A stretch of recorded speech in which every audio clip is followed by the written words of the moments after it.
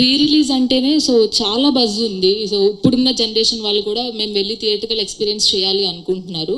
So ఈ re release కాకుండా మళ్ళీ శివాని మళ్ళీ రీమేక్ చేస్తే ఒకవేళ మీరు యాక్సెప్ట్ చేస్తారా సార్? ఏదో నాగ చైతన్య గారు కానీ అఖిల్ కానీ టేక్ ఓవర్ చేస్తే మీరు యాక్సెప్ట్ చేస్తారా?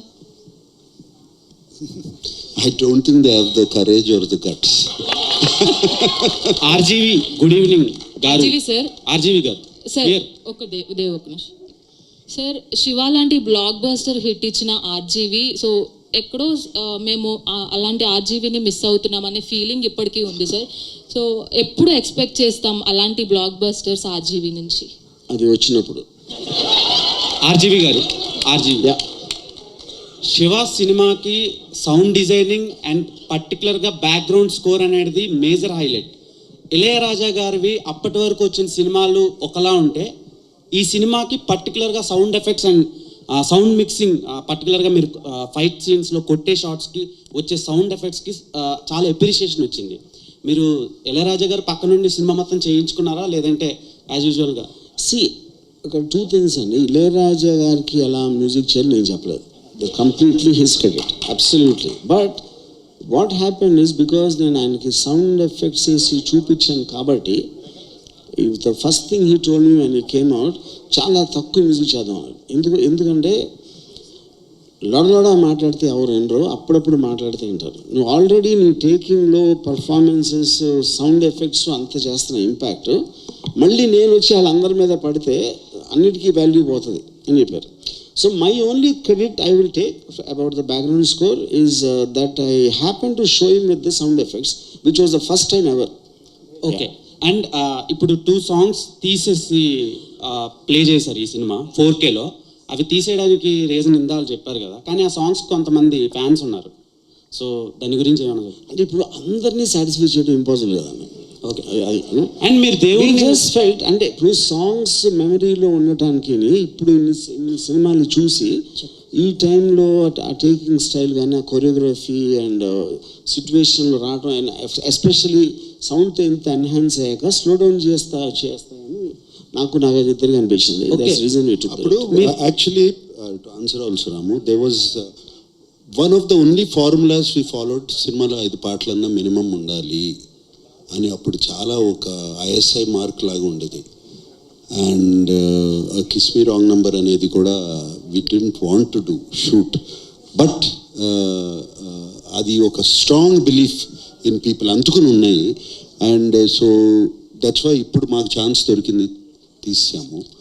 And but those songs are attached after the end of the film. Who are fans of the song can watch. Okay.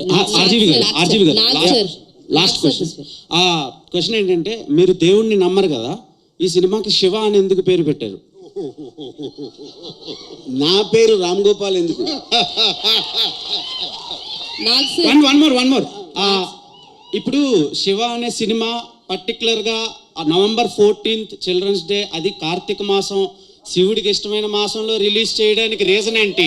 మీరు దొంగతనంగా శివుడిని ఆరాధిస్తారా? ఆ డిసిషన్ నాకు సార్ థ్యాంక్ యూ చెప్పారు, మాకు తెలియని కూడా తెలియదు. సో సార్ క్వశ్చన్ ఏంటంటే, మీరు అమలా గారి కాంబోకి చాలా మంది ఫ్యాన్స్ ఉన్నారు. యాక్చువల్లీ నేను ఈ సినిమా రిలీజ్ అయినప్పుడు పుట్టలేదు. ఇలా శివ మూవీ రిలీజ్కి వెళ్తున్నానంటే మా మదర్ మీ ఇద్దరు కాంబినేషన్ సీన్స్ గురించి చెప్పి మరీ నన్ను ఎల్లు చాలా బాగుంటాయి, మేము ఆ రోజుల్లో మల్టిపుల్ టైమ్స్ చూసేవాళ్ళం అని చెప్పారు. సో మీ ఇద్దరిని మళ్ళా ఆన్ స్క్రీన్లో చూసే ఛాన్సెస్ ఉన్నాయా? ఐఎమ్ ఆల్సో విషింగ్, నేను కూడా I'm also wishing for a chance. Okay. RGV గారు లాస్ట్ సిండికేట్ అని ఒక సినిమా మీద వస్తుంది సార్, చాలా బయట బజ్ ఉంది. అది దాంతోనైనా హిట్ కొడతారా శివ రేంజ్ లో? అది చెప్పాను, వచ్చినప్పుడు వస్తుంది. Let's talk about Shiva. Hi sir, myself Hemamalini here. First of all అసలు మేము చూసిన తర్వాత రిలీజ్ చూసాక నేనైతే విజిల్స్ వేసాను చాలా చోట్ల, పేపర్స్ లేవని పేపర్స్ చింపి మరి వేసాను.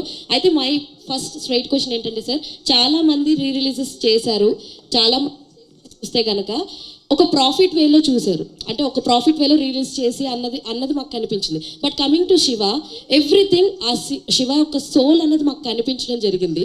సో అంటే దీన్ని చాలా సోల్ఫుల్గా తీసుకొని చేయడం జరిగింది. అంటే ప్రతిదీ కూడా మీరు ఇంత బిగ్ బాస్లో కూడా చెప్పడం జరిగింది, లైక్ ఆర్జీవి దగ్గరుండి అన్నీ చేశారు, రిలీజ్ అప్పుడు ఎంత టైం పట్టిందో దీనికి కూడా అంతే తీసుకున్నారు. You take it very personal sir, దాని గురించి షేర్ చేసి. Shiva is very personal to all of us, and this is 50 years of Annapurna Studios, and ఆ 50 years anniversary రోజున యాక్చువల్లీ శివ 4K చేసి ఎన్ని రోజులు అయింది రాము? 4K ఒక 10 years back we got it converted into 4K, maybe not Dolby Atmos, we could have released it, and but special occasion we wanted 50 years of Annapurna Studios, and it was perfect for us.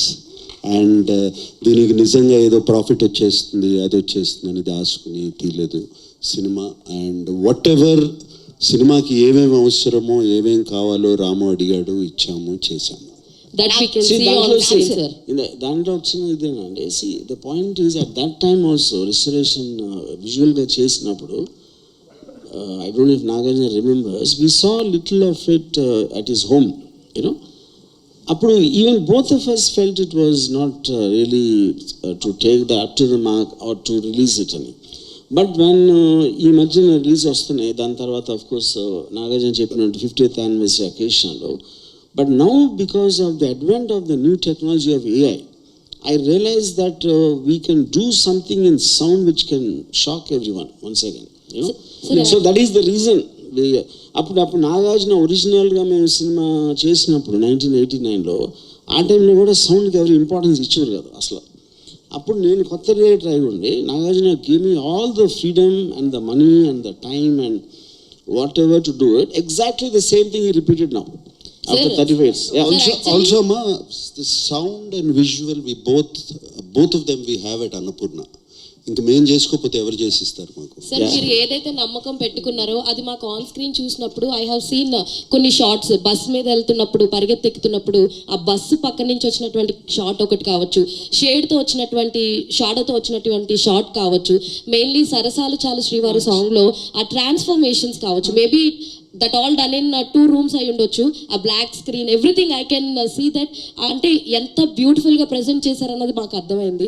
And లాస్ట్లో ఒక చరణంలో your transformation, you came from outside, door open చేయగానే you will change the dress, everything was like beautiful అనమాట. ఇప్పుడు చూస్తుంటే this is what the difference you finded on that day అని అనిపించింది sir. Yes, నేను ఇన్ఫ్యాక్ట్ ఆనందో బ్రహ్మ లీడ్ సీన్కి నేను చూసినప్పుడల్లా ఐ గెట్ షాక్డ్.